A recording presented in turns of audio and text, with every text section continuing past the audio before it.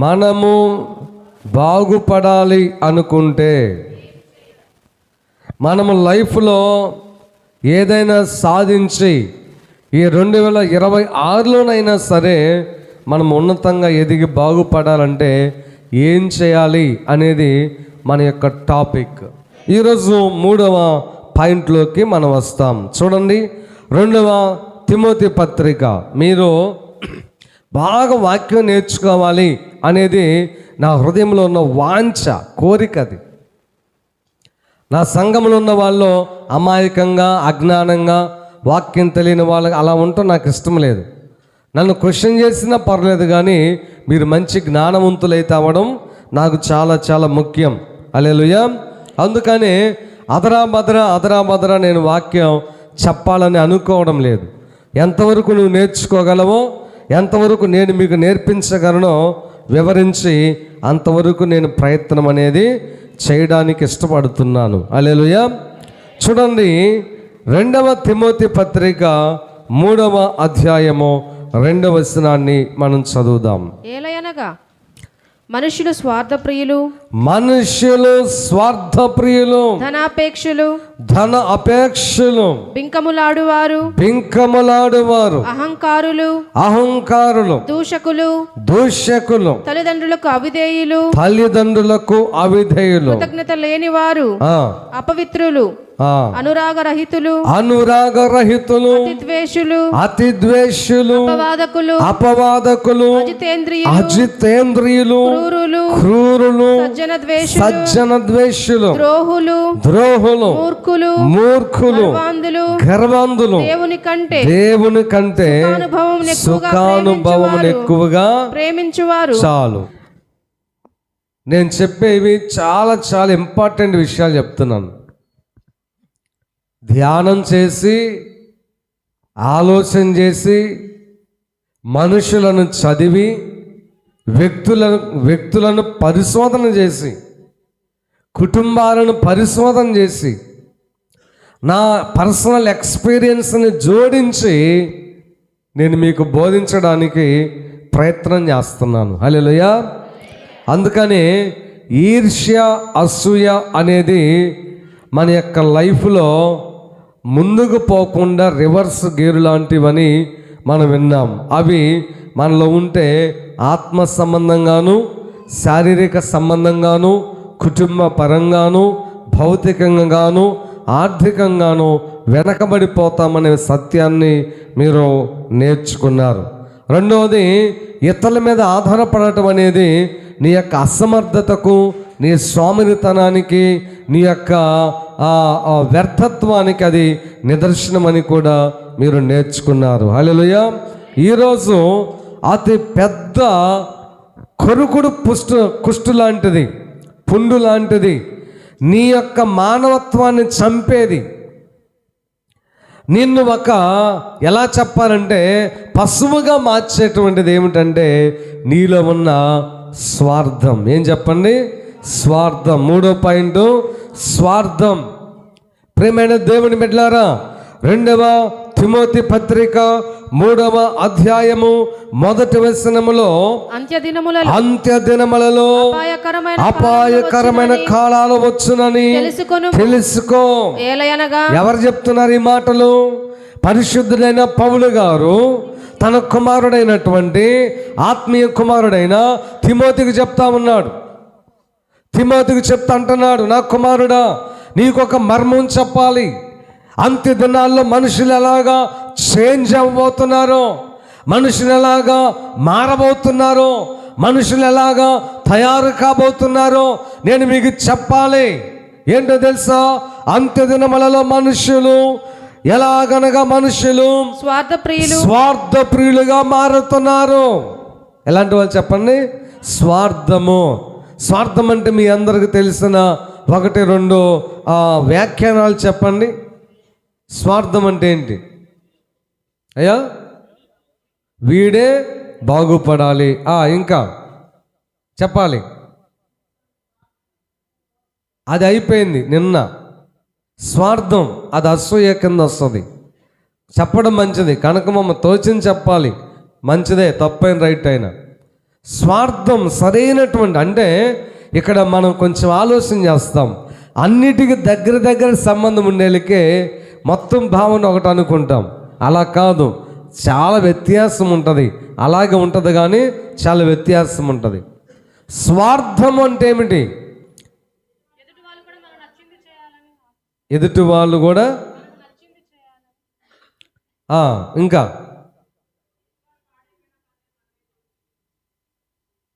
ఎదుటి వాళ్ళు పాడైపోయినా సరే మనమే బాగుపడాలా. ఓకే, ఇంకా ఆలోచన చేయండి. స్వార్థం అంటే ఏంటి? నేనే బాగుపడాలి, నేనే ఎదగాలి, నా సంఘమే డెవలప్ అవ్వాలి, నా పిల్లలే డెవలప్ అవ్వాలి, నేనే జ్ఞానం సంపాదించుకోవాలి, నేనే మంచి ప్రసంగికుని అవ్వాలి, నా పిల్లలే ముందు పరిచయం చేయాలి.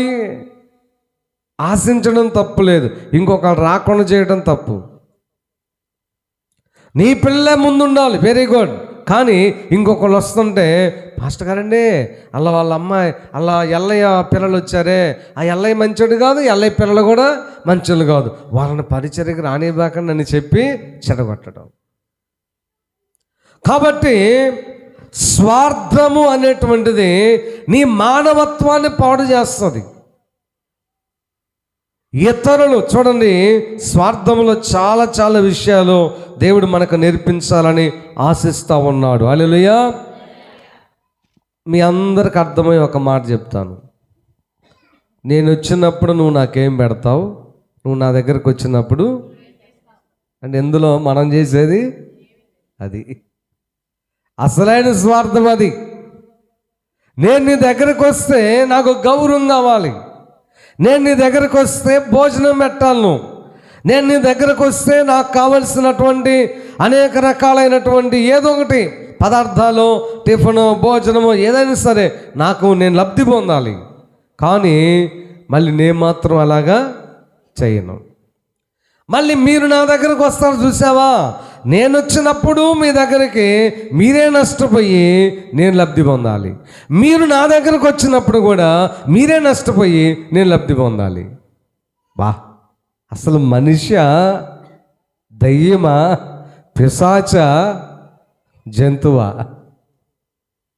మనం ఇతరుల నుండి ఏదైతే ఆశిస్తామో అది సేమ్ నువ్వు చేయాలి అనేది వాక్యంలో ఉంది. నువ్వు ఏదైతే ఇతరుల దగ్గర నుంచి ఆశిస్తావో అది నువ్వు చేయాలి అని లోకాసు సువార్తలు అనుకుంటాను దేవుడు చెప్పాడు.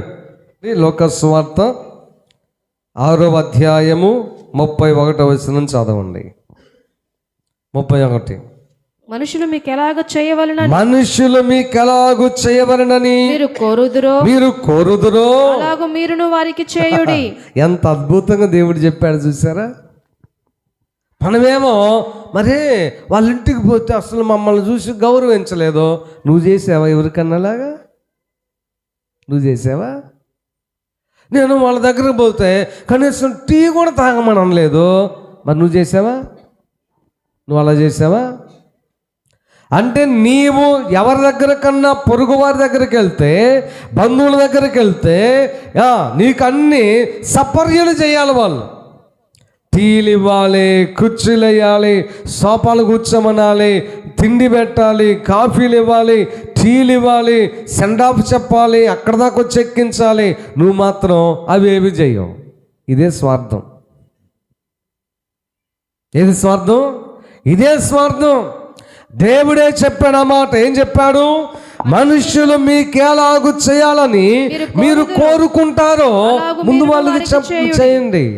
నేను పోతుంటే వందనాలు కూడా చెప్పలేదు, ముందు నువ్వు చెప్పు అమ్మా, నువ్వు చెప్పు, నువ్వు వందనాలు పెట్టు, నీవు గౌరవించు, నీవు ప్రేమించు, నీవు ఇవ్వు, నీవు పెట్టు, నీవు కూర్చోమని చెప్పు, నీవు తగ్గించుకో. ఫస్ట్ నువ్వు చెయ్యి. హల్లెలూయా. ఇదే స్వార్థం. నువ్వు ఎలాగున్నా కానీ ఎదుటోళ్ళు మాత్రం నీకు అన్నీ కూడా చేయాలనే ఒక భయంకరమైనటువంటి జబ్బు ఈ స్వార్థం. అంతేకాదు ఇతరుల ద్వారా తను ఎలాగ లబ్ధి పొందాలో ఆలోచన చేయడం. ఇది ఒక భయంకరం. అంటే ఇప్పుడు ఎవరైనా వచ్చి నాకు పరిచయం అయ్యారు. ఉదాహరణ మోజెస్ వచ్చాడు, క్రొత్తగా నా దగ్గరికి వచ్చి పరిచయం అయ్యాడు. పరిచయం అయిన వెంటనే నా మైండ్లో ఒకటి ఆలోచన వచ్చింది, వీడు ఎలా ఉపయోగపడతాడు నాకు. వీడు, అరే ఏం చదివావు నువ్వు? నేను డిగ్రీ చేశాను. ఎలా ఉపయోగపడతాడు? నాకు కారు నడపటం వచ్చు. కారు కూడా నడుపుతావు నువ్వు? అలాగైతే ఈయన ఎలా ఉపయోగించుకోవచ్చు. మాకు ఒక 10 ఎకరాల పొలం ఉంది. మా అమ్మ గవర్నమెంట్ టీచరు, మా నాన్న కూడా అది ఉద్యోగస్తుల ఫ్యామిలీ. ఈడే మనకు ఎలాగా ఉపయోగపడతాడు. ఎంత నీచమో ఒక్కసారి ఆలోచించండి. మనుషులను నీ లాభము కోసము, నీ బాగోగుల కోసము నీవు వాడుకోవాలని తలంచడము స్వార్థము.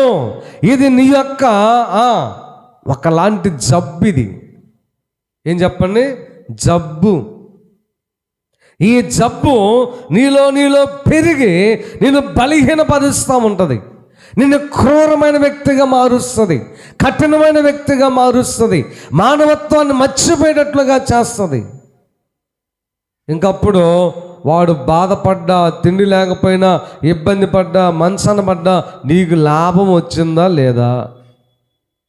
నువ్వు లబ్ధి పొందావా లేదా? నువ్వు సంపాదించుకున్నావా లేదా? నువ్వు సెటిల్ అయిపోయావా లేదా? ఇది నీకు కావాల్సింది. ఎంత ఘోరమైన మనుషులో చూడండి, చీ అనిపిస్తూ ఉంది ఇలాంటి మనస్తత్వం కలిగిన వాళ్ళు. ఇతరులు ఎవరినైనా సరే, నువ్వు ఎవరింటికి పోయినా, ఎవరు నీ ఇంటికి వచ్చినా, ఎవరు నీకు పరిచయం అయినా, ఎవరు నీకు ఎదురుపడ్డా, ఎవరు స్నేహితులైనా, వాళ్ళ నుంచి అతన్ని ఎట్ట బాగు చేయాలి ఎప్పుడన్నా ఆలోచన చేసావా? హల్లెలూయా. ఎప్పుడన్నా గుర్తుపెట్టుకోండి, నీలో ఉన్న టాలెంట్లను గుర్తించి, నీలో ఉన్న సామర్థ్యాన్ని గుర్తించి, నీలో ఉన్న జ్ఞానాన్ని అజ్ఞానాన్ని గుర్తించి నిన్ను ఎలాగ పైకి తీయాలి అని ఆశించే వాళ్ళు 100కి 1 ఉంటారు. అలాంటి వాళ్ళు నీకెవరైనా కనబడితే, అది ఎవరైనా సరే, నీ తల్లైనా స్నేహితుడైనా ఎవరైనా సరే, వాళ్ళను దయచేసి పోగొట్టుకోవద్దు. నీ లైఫ్లో ఒక వజ్రం లాంటి వ్యక్తిని నువ్వు పోగొట్టుకున్నట్టే, ఒక బంగారు గనిని నువ్వు పోగొట్టుకున్నట్టే. హల్లెలూయా. ఎవరు లేరు అలాగా, ఎవరు లేరు. ఈ అమ్మాయి ఎలాగ ఉపయోగపడుతుంది, ఆ అబ్బాయి ఎలాగ ఉపయోగపడతాడు, వీడు ఎలాగ ఉపయోగపడతాడు, వాడు ఎలాగ ఉపయోగపడతాడు, ఆ టాలెంట్ ఎలా ఉపయోగించుకోవచ్చు, ఆ అందాన్ని ఎలాగ ఉపయోగించుకోవచ్చు, ఆ బలాన్ని ఎలాగ ఉపయోగించుకోవచ్చు, ఆ డబ్బుని ఎలాగ ఉపయోగించుకోవచ్చు, ఆ వ్యక్తి యొక్క పరపతిని మనకు అనుకూలంగా ఎలాగ ఉపయోగించుకోవచ్చు. ప్రియమైన దేవుని బిడ్డలారా, ఇతరులను నీకు అనుకూలంగా మార్చుకొని, ఇతరులను నీకు లాభం కలిగేటట్లుగా మార్చుకొని, ఇతరులని అవసరాలు తీర్చే విధంగా వాళ్ళను ఒక వస్తువులుగా మార్చుకొని ఉపయోగిస్తున్నావు. చూసావా, నీ స్వార్థము నిన్ను గోతులాగా నిన్ను వెనక్కి నెట్టేస్తుంది. ఇంట్లో కట్టేసి పిల్లిని వాయిస్తే పులిగా మారిద్దంట. వాళ్ళు ఒక్కసారి రివర్స్ అయితే నీకెన్నడూ కూడా ఏ విధమైన మేలు చేయరుగాక నిన్ను పట్టించుకొని కూడా పట్టించుకోరు. హల్లెలూయా. నిస్వార్థపరులు నీకు కంటికి కనిపించని రోజులని తిమోతికి చెప్తున్నాడు పరిశుద్ధుడైన పౌలు గారు. అంత్య దినాల్లో నిస్వార్థమైన వ్యక్తులు లేరయ్యా. ఒక అధికారి నీకు పరిచయం అయితే అతని ద్వారా నువ్వు ఎలాగ లబ్ధి పొందాలి, ఇది నీ ఆలోచన. ఒక కొత్త చుట్టం నీకు పరిచయం అయితే అతనితో నువ్వు ఎలాగ లబ్ధి పొందాలి, ఇది నీ ఆలోచన. నిస్వార్థపరులు లేరు. హల్లెలూయా. అందుకని ప్రతిదీ నీకు అనుకూలంగా మార్చుకోవడం, ప్రతిదీ నీ లాభానికి మనుషుల టాలెంట్స్లను ఉపయోగించుకోవడం. ఏమండి, కానీ మనుషులు ఇంకొకటి కూడా గమనించాను, సులభంగా నమ్మేది ఎవరినంటే ఎవరిని? వాళ్ళనే. ఎలాగంటే అక్కను చూసి అక్క యొక్క అవన్నీ నేను చదివేస్తా, నేను ఫ్రెండ్ అవుతాను ఆమెకి, ఆమె నాకు ఫ్రెండు, ఆమె వీక్నెస్ నాకు తెలుసు, ఆమె అందం నాకు తెలుసు, ఆమె ఆస్తిపాస్తులు తెలుసు, డబ్బు తెలుసు, పిల్లలు మొత్తం తెలుసుకుంటా, ఆమెను ఎలాగ ఉపయోగించుకోవాలో చక్కగా ఉపయోగించుకుంటా. ఈలోపు నేను ఉపయోగించుకునే వేలో నీ జ్ఞానం ఎవరికి లేదని పొగుడుతా, నీ అందం ఎవరికి లేదని పొగుడుతా, ఆమె గురించి అన్ని పొగుడుతాను, మొత్తం కరిగిపోయి అరిగిపోయి మొత్తం నాకు దోచిపెట్టింది.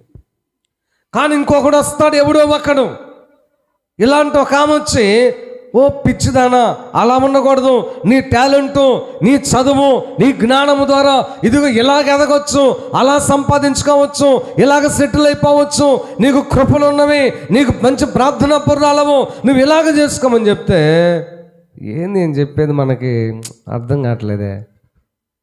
సరేలేమ్మా, ఈ రుచిగా అనిపించవు.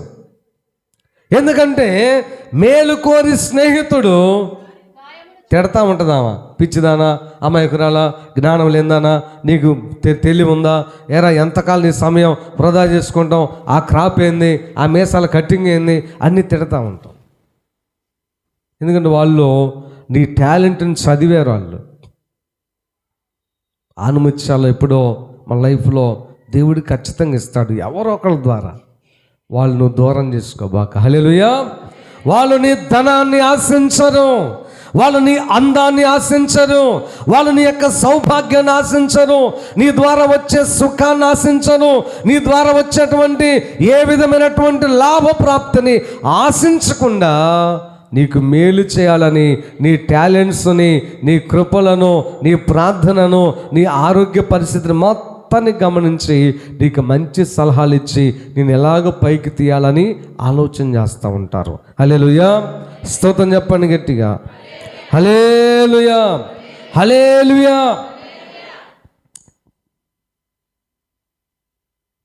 మళ్ళీ నా గురించి చెప్పినట్టు అనిపించిద్దేమో, కానీ మీకు అర్థం కావడానికి ఒక మాట చెప్పాలి. నేను కూడా ఆలోచన చేస్తాను ప్రతి ఒక్కరి గురించి ఖచ్చితంగా. ఇప్పుడు మీరు ఎంతమంది ఉన్నారా, ప్రతి ఒక్కరి గురించి ఒక చిన్న పుస్తకం నా మైండ్లో ఉంటుంది. ప్రతి ఒక్కరి గురించి ఉంటుంది చిన్న పుస్తకం. ఒక చిన్న సండే స్కూల్ పిల్లోడు, నేను ఒక్కరోజు ఆ పిల్లోడిని చూసి మాట్లాడిన ఒక పుస్తకం నా లోపల రాసుకుంటా ఉంటా. వీడు ఇలా కాబోతున్నాడు, వీడు ఇలాగుంటాడు, వీడు నా చేతికి దొరికితే ఇలాగ నేను తయారు చేయొచ్చు, వీడి పట్ల దేవుని ఉద్దేశం ఇది, వీళ్ళ పేరెంట్స్ వీడిని మిస్లీడ్ చేస్తున్నారు, ఇట్లా అనేక రకాలుగా ఒక పుస్తకం అనేది నా మెదడులో ప్రతి ఒక్కరి గురించి రాసుకుంటా. ఖచ్చితంగా రాసుకుంటా, మీరు కూడా రాసుకుంటారు. కానీ మీరు చాలామంది స్వార్థంగా రాసుకుంటారు, కొంతమంది మాత్రం నిస్వార్థమైనవే రాసుకుంటారు. హల్లెలూయా.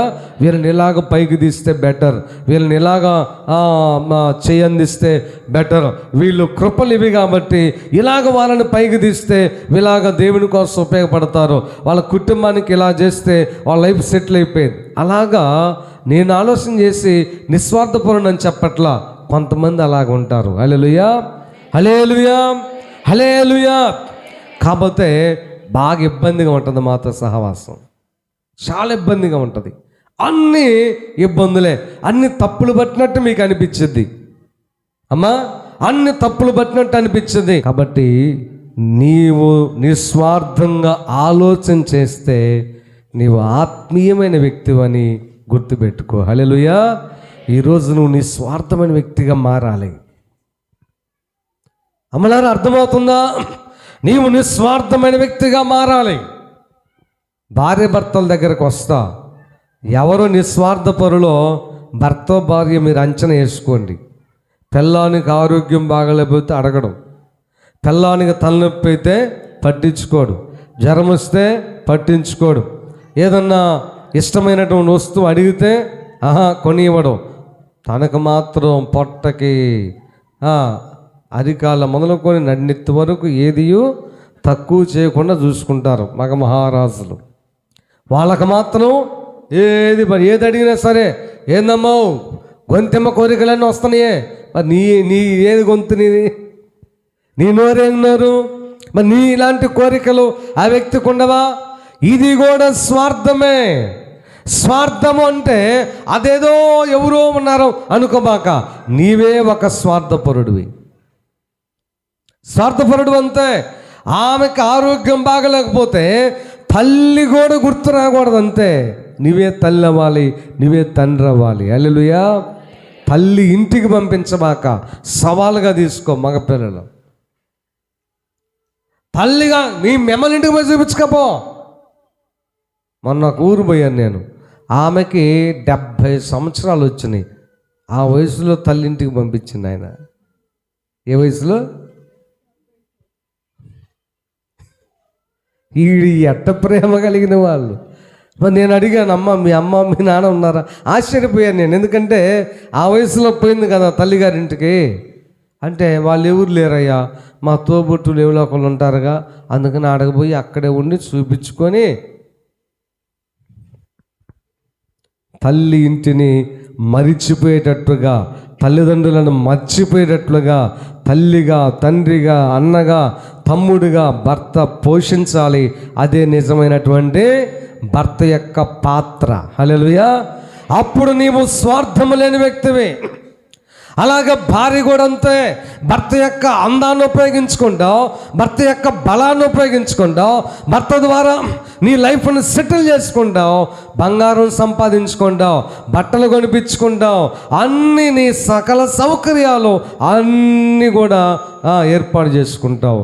తర్వాత నీ భర్తకి ఇవ్వాల్సిన గౌరవాన్ని ఎవరు, ప్రేమనివ్వరు. ఏదైనా ఒక ముద్ద అడిగితే ఏంది పంది తిన్నట్టు తింటాను. ఈ మధ్య ముసలోడు అయ్యే కొంది ఏంది కడుపు మోదకొస్తుంది, అంత ఆకలి అవుతుంది. ఎంతమంది శనిపెట్టిన దయ్యాల్లాంటి మనుషులు ఎంతమంది ఉన్నారు అలాగ అనేవాళ్ళు. నేను ఎంతమందిని చూశాను అలాగా. మరి అదే భర్త ద్వారా సంతానం అన్నావు, అదే భర్త ద్వారా నువ్వు ఆస్తి వచ్చింది, అదే భర్త ద్వారా పొలం వచ్చింది, అదే భర్త ద్వారా ఇంటి పేరు వచ్చింది, అదే భర్త ద్వారా నీవు లైఫ్లో సెటిల్ అయిపోయావు. అవసాన కాలంలో నీ భర్తకు విలువ ఇవ్వకుండా, గౌరవాన్ని ఇవ్వకుండా, ముద్ద పెట్టకుండా పిల్లల్ని యొక్క హస్తములోకి తీసుకొని, పిల్లల్ని మీ గ్రిప్పులో పెట్టుకొని ఆటలాడించేటువంటి పిశాచులు ఎంతమంది ఉన్నారు మీలో? పిశాచులు. ఇది స్వార్థం. స్వార్థం రెండు వైపుల నిస్వార్థం ఉంటుంది, రెండు వైపుల స్వార్థం ఉంటుంది, ఒకవైపే కాదు. హల్లెలూయా, హల్లెలూయా. నిజమైన భార్య భర్తలో ఒకే ఒక మాట చెప్పనా, మీరిద్దరు కొవ్వొత్తిగా మీరు ఊహించుకుంటే నీ ఫ్యామిలీ కోసం ఎవరికి వాళ్ళే కరిగిపోవాలంతే. స్తోత్రం చెప్పని అర్థమైనా. భర్త కోసము, బిడ్డల కోసం భార్య కరిగిపోవాలి, భార్య కోసం, బిడ్డల కోసం భర్త కరిగిపోవాలి. స్తోత్రం చెప్పండి. అది నిజమైన దాంపత్య జీవితం. ఎవరి అకౌంట్లు వాళ్ళవి, ఎవరి సంపాదన వాళ్ళది, ఎవరి డబ్బు వాళ్ళది, ఎవరి పొదుపు వాళ్ళది. ఇది సంసారం కాదు, అదొక పాతాళ గంగ. అది సంసారం కాదు. కాదు, నీకు నచ్చవు నా మాటలు అంతే, నచ్చకపోయినా పర్వాలేదు. నచ్చకపోతే మీకు పోవాల్సిన సంఘాలు కొన్ని ఉన్నాయి, అక్కడికి పోవచ్చు మీరు. అక్కడ మీకు ఇవన్నీ ఏం దొరకవు. మీకు ప్రశాంతంగా మీరు ఎట్టైనా ఉండొచ్చు అక్కడ. అమ్మా, ఆ సంఘాలు ఉన్నాయి కొన్ని. నేను కూడా అదే ప్రార్థన చేస్తున్నా. నాకు జన సమూహం నాకు వద్దు, పెద్ద పాస్టర్ వద్దు, నాకు క్వాలిటీ కలిగినటువంటి వాళ్ళు మాత్రమే కావాలి. హల్లెలూయా. నేను అనుకున్నా నా వంతుగా నేను బోధిస్తున్నానండి. యేసు ప్రభు వంతుగా ఆయన గట్టిగా బోధించాడు. తీరా ఆయనకి ఎన్ని పొడిచివాడు ఆయన పక్కనే ఉంటాడనే విషయాన్ని ప్రభువు తెలిసినా కానీ ఆయన మార్చగలిగాడా? అలాంటి వాళ్ళు ఉంటారు, తయారవుతారు. ఎంత మంచిగా బోధిస్తున్నానని నేను అపోహపడవచ్చు, నిస్వార్థంగా చెప్తున్నానని అపోహపడవచ్చు.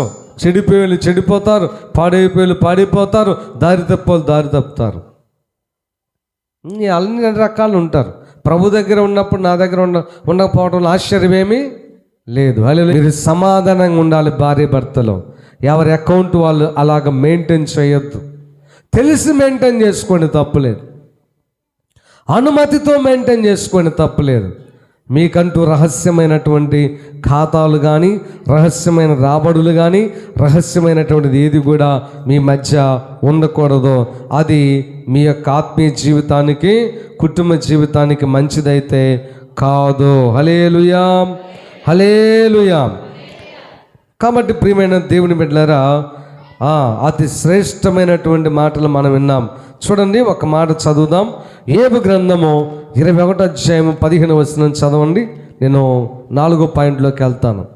యోబు గ్రంథం 21:15. మేము ఆయనను సేవించుటకు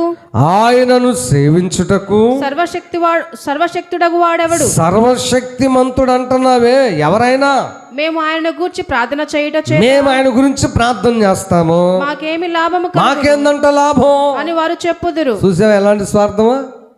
ఏం కావాలంట వాళ్ళకి? యోబు గారు అంటున్నాడంటే, ఇదిగో అబ్బాయిలు యేసయ్యను నమ్ముకోండి, యేసు ప్రభుకు ప్రార్థన చేసుకోండి అంటే వీళ్ళు అడుగుతున్నారంట, ఎవరు సర్వశక్తిమంతుడు అంటున్నావుగా, ఎవరైనా సరే పోనీ ఆయనకు ప్రార్థన చేస్తాము, ఆయనకు ప్రార్థన చేస్తే మాకేందంట లాభం? మా బ్యాంక్ బ్యాలెన్స్ ఏమైనా పెరిగిద్దంటావా? పోనీ బంగారం ఏమన్నా దొరికిద్దంటావా? అసలు ఏంది మాకు లాభం? ప్రియమైన దేవుని బిడ్డలారా, కరాఖండిగా ఒక మాట చెప్తాను. యేసు ప్రభువు నమ్ముకుంటే కలిసి వచ్చిద్ది, డబ్బులు వస్తే, బంగారం వచ్చిద్దని మీరు అనుకుంటే చర్చిలు మానేసేయండి, అందుకోసం రాబాకండి. అలాంటి వాళ్ళు బోధించేవాళ్ళు ఉన్నారు, వాళ్ళకి అడగబోండి, పర్వాలేదు. తీరా తను ముందు పోతుంటాడు, ఆయన పట్టుకొని మీరు అందరు నరకానికి పోండి, ప్రస్తుతానికి ఆయనతో చర్చికి పోండి, హల్లెలూయా, అక్కడ పోండి, పర్వాలేదు. కానీ యేసుని నీ డబ్బు కోసం నమ్ముకోవద్దు. యేసుని నమ్ముకుంటే కలిసి వచ్చిందని, యేసు ప్రభు నమ్ముకుంటే ₹1,00,000 ₹1,00,00,000 అవుతాయని, యేసు ప్రభు నమ్ముకుంటే ఈ ఊర్లోని బాగా సంపాదించుకోవచ్చు, ఉద్యోగాలు వస్తాయి, వ్యాపారాలు వస్తాయి. లాభం కోసం నమ్ముకోవద్దు, రక్షణ కోసం నమ్ముకో. నమ్మిన స్తోత్రం చెప్పండి. మీ ఇంటి దగ్గర ఉదాహరణ కొబ్బరి చెట్టు వేసారు అనుకుందాం. మీరు చెప్పండి, కొబ్బరి చెట్టు వేశారు. కొబ్బరి చెట్టు వేయడంలో ప్రధానమైన ఉద్దేశం ఏంటి అయ్యా? కొబ్బరి కాయలు. అంటే కొబ్బరికాయలు ఏమొస్తుంది? ప్రధానంగా 2, ఒకటి కొబ్బరి నీళ్ళు, కొబ్బరి. ఆ 2 వస్తున్నాయా? కొబ్బరి నూనె రావట్లేదా? కొబ్బరి పిట్టు రావట్లేదా? కలప రావట్లేదా? మనకు అర్థమైన ఈ అర్థం కాకుండా కొబ్బరి చెట్టు ద్వారా నీడ వస్తుంది, పక్షులకు ఆశ్రయం వస్తుంది, ఇంకా పరోక్షంగా ప్రత్యక్షంగా ఎన్నో లాభాలు ఉంటాయి. అదే మనం చూసేవి తెలుసుకునేది వేరు. ఒక సైంటిస్ట్ వెళ్ళి పరిశోధన చేస్తే ఆయనకి ఇంకా 1,00,000 దొరుకుతాయి మేళ్ళు. హల్లెలూయా. అంతే, రక్షణ కోసం కొబ్బరి చెట్టు లాంటి యేసయ్యను నమ్ముకో, మిగతా లాభాల కోసం నమ్ముకోవద్దు. నువ్వు అడిగినా అడగకపోయినా అవన్నీ నీకు ప్రభు ఇస్తాడు. హల్లెలూయా. మత్తయి సువార్తలు అన్నాడు, మీకేది ఇష్టమో తండ్రికి తెలియను గనుక ఆయన ఇస్తాడు. అడగొద్దని చెప్పట్లేదు. మళ్ళీ నువ్వు అడగకపో. కొబ్బరి చెట్టుకు అడగపోయి ఆ కొబ్బరి చెట్టు ఇప్పుడు కలప కావాలి మీకు. కొబ్బరి చెట్టు వేయగానే కలప వచ్చిందా? చెట్టు అవ్వాలి, పెద్దదవ్వాలి, నరకాలి, అప్పుడు వచ్చింది కలప. అప్పుడు దాకా వెయిట్ చేస్తున్నావుగా. అలాగే యేసు ప్రభువుని ఆయన దేవుడు కాబట్టి, ఆయన నీ తండ్రి కాబట్టి, ఆయన బిడ్డవు కాబట్టి, నీవు పాపములు ఉంటే నరకానికి పోతావు కాబట్టి, నువ్వు పరిశుద్ధుడిగా ఉంటే పరలోకము తండ్రి యొద్దకు చేరతావు కాబట్టి, ఆ కాన్సెప్ట్తో, ఆ ఉద్దేశంతో నువ్వు ప్రభువుని ప్రార్థించాలి, ప్రభువు నమ్ముకోవాలి తప్ప భౌతిక సంబంధమైన లాభం కోసం నమ్ముకున్నావా దేవుని యాక్సెప్ట్ చేయడో. అలాంటి సంఘం ఇది కాదు. నేను గొప్ప పాస్టర్ని అయితే కాదు, కానీ నిస్వార్థమైన పాస్టర్ని అయితే ఖచ్చితంగా చెప్పగలుగుతాను. హల్లెలూయా, హల్లెలూయా. కాబట్టి దానికోసం నమ్మొద్దు. వీళ్ళు అడుగుతున్నారు, ఎందుకోసం నమ్మాలి యేసయ్యని? చదవమ్మ ఇంకోసారి. మేము ఆయనను సేవించుటకు సర్వశక్తిమంతుడు ఎవడు? మేము ఆయనను గూర్చి ప్రార్థన చేయడానికి మాకేందంట లాభం అని వారు చెప్పుదురు. ప్రతి చండాలం. రే అబ్బాయిలో సాయంత్రం కారు మంచిలో ప్రార్థన ఉందిరా. ఏంది అక్కడ విశేషం అంటే ఏం కావాలి? లాభం ఏం కావాలి చెప్పండి? కత్త, గుత్త. అంటే కత్త అయితే వస్తువు, గుత్తి అయితే రావు. గుత్తి అంటే ఏంది? పప్పు గుత్తి అంటే సాంబారు, పచ్చడి, తర్వాత ఏంది? పప్పు అని అర్థం. ఇది స్వార్థం కాదని మీరు అనుకుంటున్నారా? స్వార్థమే. ఆడ లబ్ధి కోసం నువ్వు ఎందుకండి, అది నీ ధర్మం అంతే. మన సంఘ క్షేమం కోసమై, మన సంఘ అభివృద్ధి కోసమై, స్వార్థ వ్యాపకం కోసమై నీ వంతుకు నువ్వు చేయాల్సిన పని ఏంటంటే, నీకు ఇష్టపడితే రావాలనుకుంటే నిస్వార్థంగా ఆలోచన చేసిరా. హల్లెలూయా. యేసయ్యా నేను చర్చికి వస్తాను, సేవకు పిలిస్తే సేవకు వస్తాను, సేవకు రాగానే ఒక కారు, పెద్ద బంగ్లా, అసలు ఆగిపోడా, నువ్వు వద్దు. సేవకు వచ్చేదానికి క్రీస్తు సువార్తను నీవు మోసుకుంటూ, క్రీస్తు నమ్ముకుంటే రక్షణని, క్రీస్తుని మాత్రమే ప్రకటించడానికి నువ్వు సేవకి రావాలే కానీ డబ్బు సంపాదించుకోవడానికి, బిల్డింగ్లు కట్టుకోవడానికి, కారులో తిరగడానికి, గౌరవాలు సంపాదించుకోవడానికి సేవకు నువ్వు వస్తే నీది స్వార్థం. నిన్ను అంగీకరించడు దేవుడు. నువ్వు ఆగిపో. వద్దు నీలాంటి వాళ్ళు వద్దు, అలాంటి వాళ్ళు వద్దు. నువ్వు ఎక్కడికైనా సరే, తిండి ఉన్నా సరే, తిండి లేకపోయినా సరే, వస్త్రాలు ఉన్నా సరే లేకపోయినా సరే, గౌరవం ఉన్నా సరే లేకపోయినా సరే, ఇల్లున్నా సరే లేకపోయినా సరే, పస్తులున్నా సరే, నేను నిన్ను సిలువను ప్రకటిస్తాను. నువ్వు కావాలి. హల్లెలూయా. నువ్వు నిస్వార్థమైన వ్యక్తివి, నువ్వు కావాలి. అట్ట అడిగిన వాళ్ళని ఇంక నేను పిలవట్లా, తెలుసా? ఎవరైతే ఎక్కడికైనా ప్రార్థన అనగానే సరే నన్ను వస్తున్నా, ఓకేరా. ఏంటి కోటం? ఎన్ని గంటలకు స్టార్ట్ అయ్యిద్ది, ఎన్ని గంటలకు అయిపోయిద్ది? ఎవడరా నువ్వు? ఎందుకు నీకు డీటెయిల్స్ ఎందుకు? నేనేమన్నా సింహ బోనులకు తీసుకుపోతున్నానా? అయితే మన దేశం దాటిపోయి ఇంకో దేశం ఏమైనా తీసుకుపోతున్నానా? యేసు ప్రభు సువార్త ప్రకటించడానికి నీవేమన్నా రాగలవని దేవునితో నీకు ఒక అవకాశం వస్తుంది. వస్తే రాలేదు. నువ్వు కాకపోతే ఇంకొకళ్ళు, నేను కాకపోతే ఇంకొకళ్ళు. దేవునికి నేను లోబడితే నాకే మేలు, నువ్వు లోబడితే నీకే మేలు. హల్లెలూయా. ఎప్పుడు క్వశ్చన్ చేయబాక.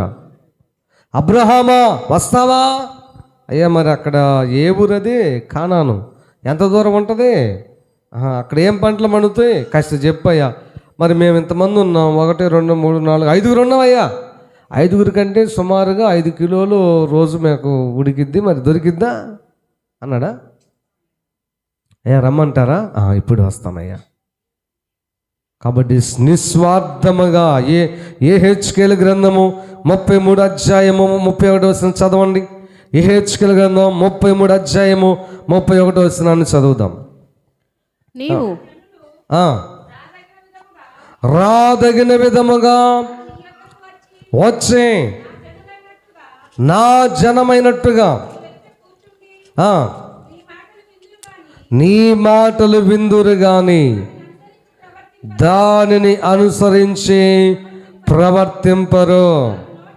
వారి నోటితో ఎంతో ప్రేమను కనపరుచుదురు గాని వారి హృదయములో లాభమును అపేక్షించుదురు. రొట్టె పెడితే రొట్టెన్నర పెట్టాల. కీర్తన తినమ్మా, కొంచెం తిను, కూర కొంచెం వేసుకుంటావా, తిను తిను తిను. దాని అర్థమైంది, రేపు నీ ఇంటికి వస్తే డబ్బులు పెట్టాలని.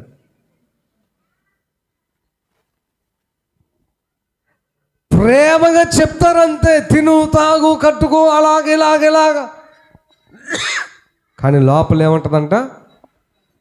లాభాన్ని, అమ్మా చెప్పాలి, లాభాన్ని అపేక్షించుదరు. ఈ రోజున స్వార్థం ఎక్కువైపోయిందండి. ఇంకంతే, ప్రతి ఒక్కళ్ళు స్వార్థం. హల్లెలూయా, హల్లెలూయా. నాకు నవ్వు వస్తుంది అలాంటి వాళ్ళని చూస్తే. సరే, ఇంకా అంతకంటే ఎక్కువ చెప్పలేనులే. స్తోత్రం చెప్పండి ఒకసారి. హల్లెలూయా. టైం అయిపోతూ ఉంది కాబట్టి ఈ రోజున మీరందరూ కూడా ప్రభునామమున నిస్వార్థమైన వ్యక్తులుగా మారుదురుగాక. అది చాలా హ్యాపీనెస్ ఇస్తుందండి, సంతోషాన్ని ఇస్తుంది, మనశ్శాంతిని ఇస్తుంది, ప్రశాంతంగా నిద్రపోగలవు. ఎందుకంటే నువ్వు ఎప్పుడు కూడా ఏ వ్యక్తిని కూడా నీ కోసం, నీ లబ్ధి కోసం, నీ సంతోషం కోసం బలి చేయలేదు, వాడుకోలేదు, పాడు చేయలేదు. హల్లెలూయా. హ్యాపీనెస్ ఇస్తుంది. అతి శ్రేష్టమైన మరొక మాట 1వ రాజుల గ్రంథం 11వ అధ్యాయము 28వ వచనం చూడండి. త్వరగా ముగించేస్తాను. 1వ రాజుల గ్రంథం 11వ అధ్యాయము 28వ వచనం. అయితే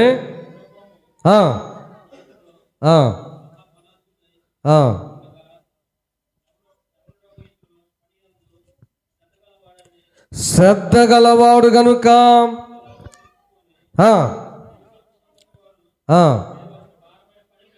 పని మీద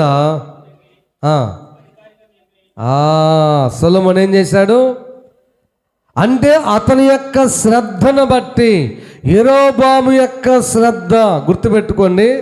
నీవు ఎందుకు ఎదగడం లేదంటే, ఎందుకు బాగుపడట్లేదంటే, నువ్వు ఏ పని చేసినా ఏది చేసినా శ్రద్ధగా చేయకపోవటమే. ఇప్పుడు నేను కొంతమందిని గమనిస్తాను. మన దేవుని పని చేసేటప్పుడు, పరిచయం చేసేటప్పుడు ఎవరన్నా ఉంటేనేమో ఆ నీట్నెస్, ఆ శుభ్రత, ఆ జాగ్రత్త, ఆ యొక్క దాన్ని ఏమంటారు, ఆ శ్రద్ధ వేరు. ఎవరు లేరనుకో, అటొక చీపిరి ఇటొక చీపిరి, అటొక ఇస్తరాకు ఇటొక ఇస్తరాకు, అదరా బదరా గందరగోళం గజిబిజి పరారు. ఎవరి కోసం?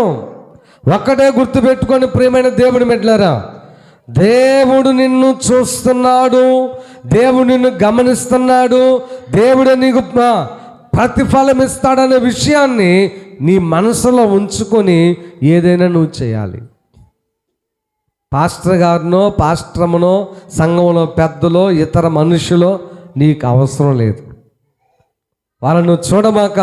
అందుకనే ఎప్పుడైనా గుర్తుపెట్టుకోండి, శ్రద్ధ అనేటువంటిది చాలా శ్రేష్టమైనది. శ్రద్ధగా పనిచేయడం. నువ్వు ఏ పనైనా చెయ్యి, శ్రద్ధగా చేయాలి. దేవుడు నన్ను చూస్తున్నాడని చెప్పి ఆలోచనతో ఇంట్లో వంట అయినా సరే, కొంతమంది ఇంట్లో అదరా బదరా టమాటాలు, పచ్చిమిరకాయలు, 2 దొండకాయలు వేసేసి ఉడుకుతాయో లేదో తెలియదు కానీ తీసుకొచ్చి రోట్లు వేసి ఆ తర్వాత దాన్ని పెట్టి ఏంటది రోకల బండి తీసుకొని అది కూడా ఏమో నీట్గా నూరుతారా? మళ్ళీ గమ్మత్తు ఏంటంటే వీళ్ళు పొలం వారు, ఆ తర్వాత ఏ ఉద్యోగానికి వారు, ఏమి దూరకుంటాయి మళ్ళీ. అంటే వాళ్ళ ఆరోగ్యాల విషయంలో కానీ, వాళ్ళు తినేటువంటి ఆహార పదార్థాల విషయంలో కూడా శ్రద్ధ లేనటువంటి వాళ్ళు. అంటే వాళ్ళ శుభ్రత విషయంలో శ్రద్ధ లేదు, ఆహార విషయంలో శ్రద్ధ లేదు. ఒక్కొక్క ఇంటికి పోతే దెబ్బలు ఆ రోజుల్లో ఊరు బయట ఉండేవి. ఇప్పుడు దెబ్బలు ఇంట్లో చాలా ఉంటున్నాయి. చాలా దెబ్బలు. మంచం కింద ఒక దెబ్బ, బాత్రూంలో ఒక దెబ్బ, అది బట్టల దెబ్బ కానీ ఏ దెబ్బ అయినా కానీ, బాత్రూంలో ఒక దెబ్బ. ఆ తర్వాత చెప్పండి అమ్మా, ప్రతి మూల ఒక దెబ్బ. ఏ మూల? ఇంటికి 4 మూలలు ఉంటే 4 దెబ్బలు. అక్కడి నుంచి అంటు దొంకుంటారే భేషణం, ఆ దెబ్బ అసలు బాగుపడే ప్రసక్తి లేదు. ఎప్పుడు ఆ దెబ్బ అలాగే ఉంటుంది. శ్రద్ధ లేకపోవటం. యెరోబాము పనిలో శ్రద్ధ గలవాడు కాబట్టి అధికారం వచ్చింది. మీరు గమనించినట్లయితే ఇదే శ్రద్ధ గలవాడు రానున్న రోజుల్లో రాజు కూడా అయ్యాడు యెరోబాము. హల్లెలూయా. ముందేమో సొలొమోను ఏం చేశాడంటే, యెరోబాము పనిలో శ్రద్ధ గలవాడని చెప్పి ఆలోచన చేసి అతను తీసుకొచ్చి కొంతమంది మీద అధికారిగా చేశాడు. ఆ తర్వాత అదే శ్రద్ధను దేవుడు చూసి యెరోబాముని ఏకంగా రాజునే చేశాడు. హల్లెలూయా. నీ శ్రద్ధ నీ స్థితిని మారుస్తుంది. నీ శ్రద్ధ నీకు అధికారాన్ని తీసుకొస్తుంది. నీ శ్రద్ధ దేవుని చేత నీకు ఘనత కలిగేటట్టు చేస్తుంది. దేవుని చేత ఎన్నుకొనబడతావు. స్తోత్రం చెప్పండి గట్టిగా. ఎన్నుకొనబడతావు. ఆ శ్రద్ధ, ప్రతి విషయంలో శ్రద్ధ. నువ్వు మనుషులను చూడబాక శ్రద్ధగా పనిచేయడం నీ ఇంట్లోనైనా అలవాటు చేసుకో. గుర్తుపెట్టుకోండి, ఇంట్లో ఎలా ఉన్నావో దేవుని మందిరంలో అలాగే ఉంటావు, దేవుని మందిరంలో ఎలాగ ఉంటావో ఇంట్లో కూడా అలాగే ఉంటావు. కాకపోతే మనుషులను బట్టి జస్ట్ కొద్ది కాలం యాక్షన్ వచ్చింది అంతే, కొద్ది సమయం. అది యాక్షన్ మాత్రమే, అది శాశ్వతంగా ఉండదు. శాశ్వతంగా ఉండేది ఏంటంటే నీవు ఒంటరిగా చేస్తావు చూసావు ఇంట్లో, అదే శాశ్వతం. ఒంటరిగా మందిరంలో పని చేస్తావు చూసావా, ఎవరు చూడకుండా, అదే శాశ్వతం. హల్లెలూయా. ప్రియమైన దేవుని బిడ్డలారా, సీరియస్గా ఆలోచన చేయండి. శ్రద్ధగా అనేటువంటిది నీకు చాలా మేలు చేస్తుంది. చూడండి, 2వ రాజుల గ్రంథం 4వ అధ్యాయము 13వ వచనం చదవండి. టైం అయిపోయింది. ఇంత శ్రద్ధాభక్తులు మా యందు కనపరచితి, ఎంత శ్రద్ధాభక్తులు మా యందు కనపరిచితివి గనుక నీకు నేనేమి చేయవలెను, నీకేమి కావాలి? చాలు, టైం అయింది, నేనే చెప్తాను. షూనేము పట్టణస్థురాలు దైవజనుడైనటువంటి ఎలీషాను చేర్చుకొని ఎలీషాకు శ్రద్ధగా పరిచయం చేస్తుంది. నీళ్ళు తాగుతావా? కొద్దిగా పెట్టానా? మీ ఇంటికి వస్తే నన్ను అడిగే ప్రశ్న ఇది. అది శ్రద్ధ. అయ్యగారు నీళ్ళు పెట్టాను, తాగండి. ఇదిగో అన్నం ఇక్కడే ఉంది, పెట్టుకుంటారా? నన్ను పెట్టమంటారా? కొంచెం పెట్టుకోండి. ఒక శ్రద్ధ ప్రతి దానిలో. నాకు ఎలా చేస్తున్నామంటే నీ భర్తకు కూడా అలాగే చేస్తున్నామని అర్థం, ఎవరికి కూడా అలాగనే చేస్తామని అర్థం. ప్రతి దానిలో శ్రద్ధ అండి.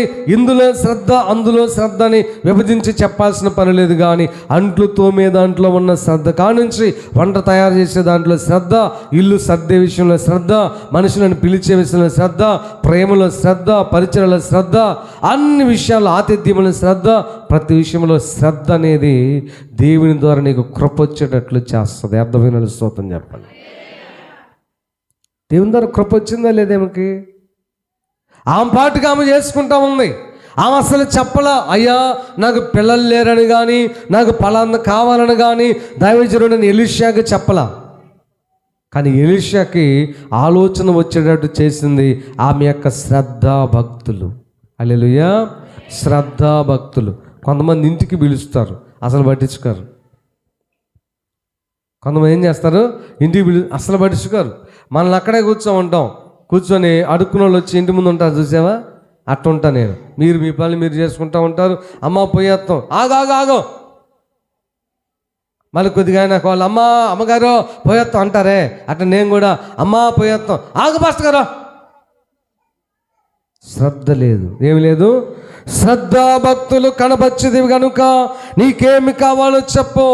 ఒకే ఒక మాట చెప్పనా, ఆమె శ్రద్ధ, ఆమె ఎన్నో సంవత్సరాల నుంచి ఎదురు చూసిన ఆ కార్యక్రమము, ఆ కోరిక నెరవేరేటట్లు చేసింది. హల్లెలూయా. కుమారుడిని ఇచ్చింది ఆమె యొక్క శ్రద్ధ. నీ శ్రద్ధాభక్తులు దేవుని ద్వారా కృపనిచ్చేటట్లుగా, నీ కోరిక నెరవేర్చేటట్లుగా చేస్తాయి. శ్రద్ధ నేర్చుకో, ప్రతి విషయంలో శ్రద్ధ. అందుకనే చూడండి, ఇంకొక మాట నేను జ్ఞాపకం చేస్తాను. సామెతల గ్రంథం 12వ అధ్యాయము 24వ వచనం చదవండి ఒకసారి. శ్రద్ధగా పనిచేయువారు, శ్రద్ధగా పనిచేయవాడు ఏలుబడి చేయును. సోమరులు, చూసారా, శ్రద్ధగా నువ్వు పనిచేస్తే ఏలుబడి చేయను. ఒక మాట చెప్తాను, మీలో ఉన్న శ్రద్ధ ఏమాత్రం ఉందో మీకు తెలియాలంటే మీరు వచ్చే సమయాన్ని బట్టి అర్థమవుతుంది. మీరు ఆదివారం అనేసరికి రెడీ అయ్యే విధానాన్ని బట్టి అర్థమవుతుంది. ఆ రోజుకి నువ్వు ఇచ్చే విలువను బట్టి అర్థమవుతుంది. శ్రద్ధ గలవాడు ఏమవును, ఏలుబడి చేయను. కాబట్టి అదే సామెతల గ్రంథం 10వ అధ్యాయం 4వ వచనంలో ఒక మాట ఉంది చూడండి. బద్ధకముగా పనిచేయవాడు దరిద్రుడగును, శ్రద్ధ గలవాడు ఐశ్వర్యం వస్తుంది. స్తోత్రం చెప్పండి గట్టిగా. ఐశ్వర్యం. ఇప్పుడు మీకు కొట్లు ఉన్నాయి అనుకో, మన సహోదరులు ఇక్కడ ఉన్న వాళ్ళకి కొంతమందికి వ్యాపారాలు, కొట్లు ఉన్నాయి. శ్రద్ధ రాగానే మనిషిని ముందు కూర్చోండి, ఏం కావాలి, కరివేపాక, ఉల్లిగడ్డల, అదే ఇది అడుగుతారు. అడిగిన తర్వాత బేరం ఆడతారు. బాగా తీసుకున్నాడు అమ్మ, అయిపోయింది, ఇంక పోయింది, తీసేయి. లైఫ్లో నీ మొహం ఇంక చూడదా, ఇంక లైఫ్లో నీ కొట్టుకే రారు. ఇంకా మాట్లాడు, ప్రేమగా మాట్లాడటం, శ్రద్ధగా మాట్లాడటం, శ్రద్ధగా రిసీవ్ చేసుకోవటం అలవాటు చేసుకో అమ్మా.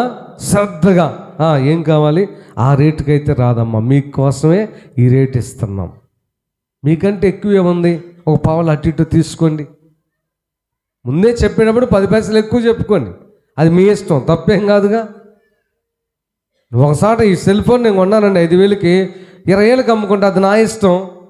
నేను అబద్ధం చెప్పకూడదు అంతే నీకు. ఏమని? నేను కొన్నది 19,000కే, 1,000 లాభం. అట్ట అబద్ధం చెప్పకూడదు. నేను 5,000కి కొన్నాను, 20,000కి అమ్ముకుంటున్నాను. ఎందుకంటే ఈ మధ్యలో కొంతమంది బేరాలు ఆడేవాళ్ళు ఉంటారు కాబట్టి నాకు అవకాశాన్ని బట్టి 19కి వదులుతాను, 18కి వదులుతాను, 15కి కూడా వదులుతాను. నాకు ఎంతో కొంత లాభం వస్తుంది. కొన్నోళ్ళపో నీ మొహం కూడా అర్థం ఉంది. పొద్దున్న బలి మొఖం వచ్చింది, అయిపోయింది. ఇంక రారు వాళ్ళు, ఎప్పుడు కూడా నీ దగ్గరికి ఇంక రారు. శ్రద్ధ ఏం కావాలి చెప్పండి? శ్రద్ధ. ఇంకొక మాట చదవండి, ప్రార్థన చేద్దాం. రోమపత్రిక 12:13 చదవండి. రోమపత్రిక 12:13. పరిశుద్ధులు అవసరములలో పాలు పొందుచు శ్రద్ధగా ఆతిథ్యము ఇచ్చుచుండుడి. హల్లెలూయా, హల్లెలూయా. కాబట్టి ప్రియమైన దేవుని బిడ్డలారా, శ్రద్ధ చాలా చాలా ఇంపార్టెంట్. నిన్ను ఘనమైన వ్యక్తిగా మారుస్తుంది, అధికారాలు ఇస్తుంది, రాజులుగా చేస్తుంది, ఐశ్వర్యవంతులుగా చేస్తుంది. చాలా మేలులు మనం చూసాం. కాబట్టి శ్రద్ధగా అలవాటు చేసుకోండి. కొంతమంది తల కూడా శ్రద్ధగా దూకారు, అంటే నీ గురించి కూడా నీకు శ్రద్ధ ఉండదు. కొంతమందికి ఈ పుషిటి గారుతుంటుంది, ఈ చీమిడి గారుతుంటుంది, ముక్కులో ఏదో వెనక్క ముందుకు చూద్దాం. ఆ తర్వాత ఆ తలకు నూనె ఉండదు, పాడు ఉండదు, తల స్నానం ఉండదు, అసలు ఏ శ్రద్ధ లేదు నీకు. నీ గురించే నీకు శ్రద్ధ లేదు, నీ పిల్లల గురించి శ్రద్ధ లేదు. ఇంకేం బాగుపడతావు చెప్పండి? ఏం బాగుపడతావు చెప్పండి? శ్రద్ధగా పని చేయండి. హల్లెలూయా. శ్రద్ధగా నేర్చుకోండి. శ్రద్ధగా మింగటానికి ప్రయత్నం చేయబాకు వేరే వాళ్ళు. మీది మీరు శ్రద్ధగా చేసుకోండి. దేవుడి మాటలు దీవించుగాక.